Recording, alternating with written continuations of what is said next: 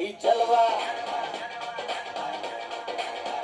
मेरा सिफारिश जो करता हमारी, देता वो तुमको बता। बाजीगर मैं बाजीगर, दिल वालों का मैं दिलबर। आमिर खान 60 साल के हो गए हैं। सलमान खान और शाहरुख खान भी 2025 में 60 साल पूरे करने जा रहे हैं। पिछले कई साल से तीनों खान की फिल्मों की संख्या धीरे धीरे कम होती गई है।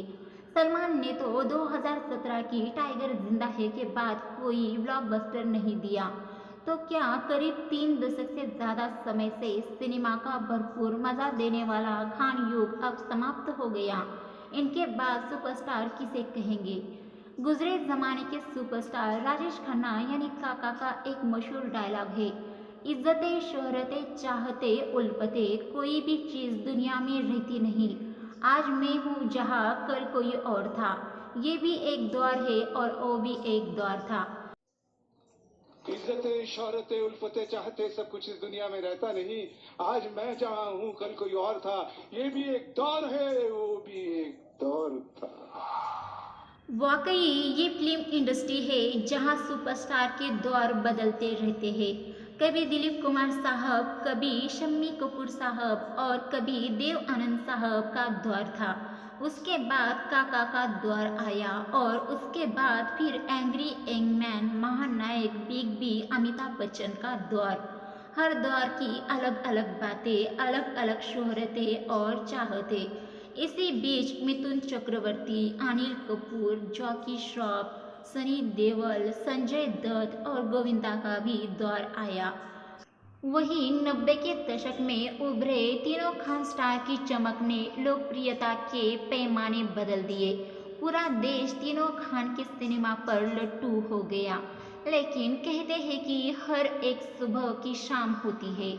आमिर खान, सलमान खान और शाहरुख खान, तीनों खान आज की तारीख में 60 साल के हो रहे हैं। उम्र के इस मोड़ पर आते आते उन्होंने फिल्मों की संख्या ही कम नहीं की, बल्कि इनकी फिल्में दर्शकों में वो जादू नहीं जगा पा रही है जो आज से दशक साल पहले देखा जाता था। कोविड के कुछ सालों पहले से देखा जा रहा है कि सलमान, आमिर और शाहरुख की फिल्मों की संख्या धीरे धीरे कम होती गई। एक समय हिंदी फिल्म इंडस्ट्री का बिजनेस इन तीनों खानों के कंधों पर टिका था। इंटरटेनमेंट मतलब शाहरुख खान का मुहावरा यूं ही नहीं बना।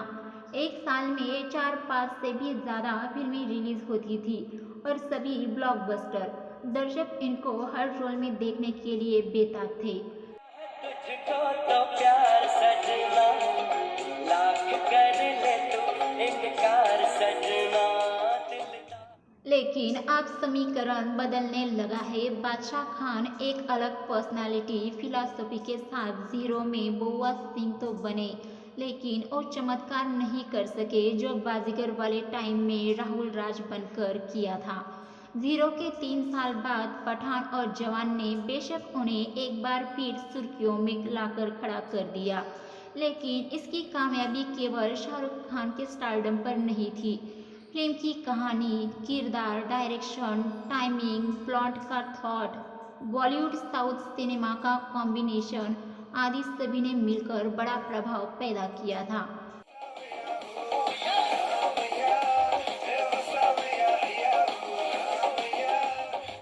पठान और जवान के बाद SRK अब सीधे अगले साल यानी 2026 में किंग में नजर आएंगे, यानी 2-3 साल फिर से ब्रेक। दर्शकों को इंतजार रहेगा किंग में किंग खान कैसा प्रभाव पैदा करते हैं या कि कौन सी कहानी लेकर आते हैं। हालांकि इस बीच शाहरुख खान के बेटे आर्यन खान और बेटी सुहाना खान ने जरूर नई उम्मीद जगाई है, लेकिन और रिवील होना बाकी है। खान की दूसरी पीढ़ी पर सबकी नज़र टिकी है। इसी तरह से अपने फैंस को एंटरटेन करने की पक्की कमिटमेंट करने वाले दबंग सलमान खान साल 2017 की टाइगर जिंदा है के बाद कोई भी ब्लॉकबस्टर नहीं दे सके हैं। इसी बीच उनके राधे, टाइगर 3, अंतिम, किसी का भाई किसी की जान से लेकर हाल ही की सिकंदर ने भी बॉक्स ऑफिस पर कोई चमत्कार नहीं किया।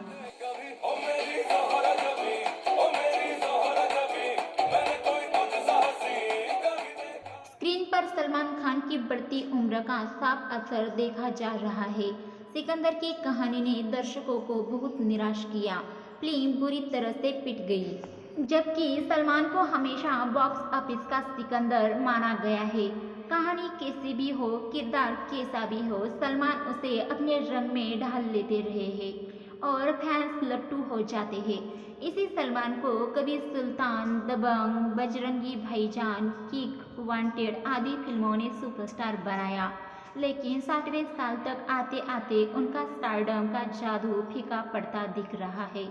दबंग खान को उनके फैंस ने मानो अब राम राम बोल दिया है। फ्लॉप फिल्मों ने पैसे तो थोड़े बहुत ज़रूर कमा लिए, लेकिन कहानी के मोर्चे पर ये फिल्में नापसंद की गई।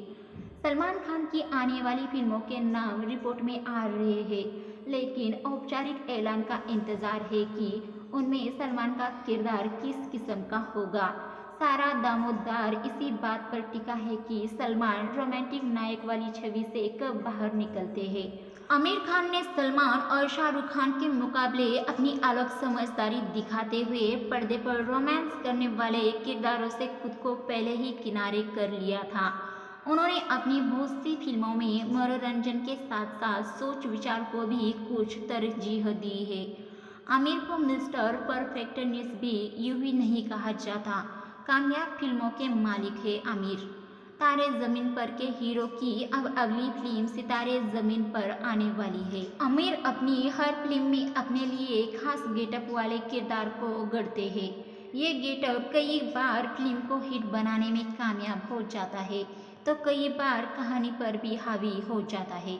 लाल सिंह चड्ढा को दर्शकों ने कोई खास पसंद नहीं किया। देखना है कि सितारे जमीन पर क्या करिश्मा कर दिखाती है। कुल मिलाकर हिंदी फिल्म इंडस्ट्री के खान युग की औपचारिक घोषणा हो चुकी है। पिछले 3 दशक से ज़्यादा समय से इन तीनों खान सुपरस्टार ने दर्शकों का भरपूर मनोरंजन किया है। पूरे हिंदुस्तान ने इन पर अपना दिल लुटाया है। फिल्मी दुनिया में सितारों की नई पीढ़ी आई तो दर्शकों की भी नई पीढ़ी आ गई। नई पीढ़ी मतलब नई चेतना, नई सोच, नई संवेदना, नया विकास। जाहिर सी बात है कि ये नई पीढ़ी पर्दे पर कुछ ऐसा दिखाना चाहती है जो ज़रा अलग हो। पिछले दिनों ब्लॉकबस्टर फिल्मों ने ये करिश्मा करके भी दिखाया। इनमें केवल सुपरस्टार की फिल्में ही नहीं थी, बल्कि एकदम युवा और अनजाने कलाकारों वाली फिल्में भी थी।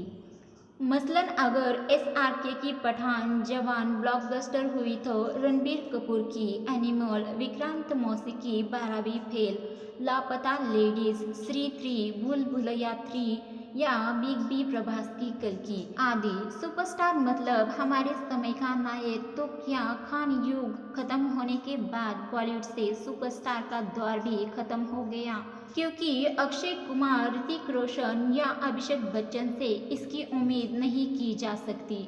अक्षय कुमार करीब 3 साल से एक्टिंग कर रहे हैं, वहीं ऋतिक रोशन और अभिषेक बच्चन भी 2.5 दशक पूरा कर चुके हैं।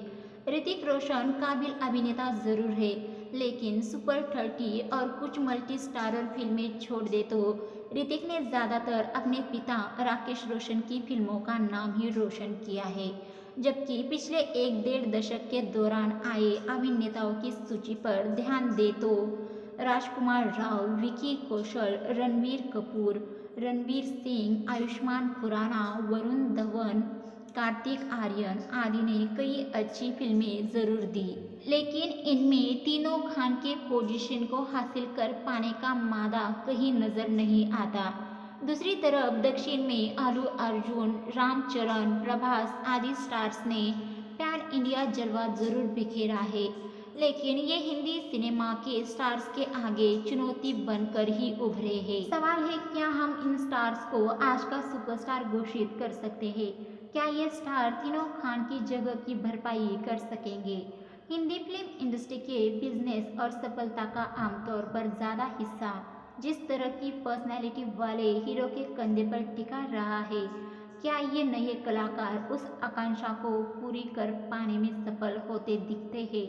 क्या ये अभिनेता पूरे दशक को प्रभावित करने वाले कलाकार नजर आते हैं, या हमें किसी नए नायक का इंतजार करना चाहिए, या क्या हमें ये मान लेना चाहिए कि अब हमें वैसे प्रभाव वाले किसी नायक की ज़रूरत नहीं है। इन सब के बारे में आपको क्या लगता है और हमें कमेंट करके ज़रूर बताइए। साथ ही में हमारे चैनल बॉलीवुड की चमक को सब्सक्राइब, वीडियो को लाइक शेयर करना मत भूलिए।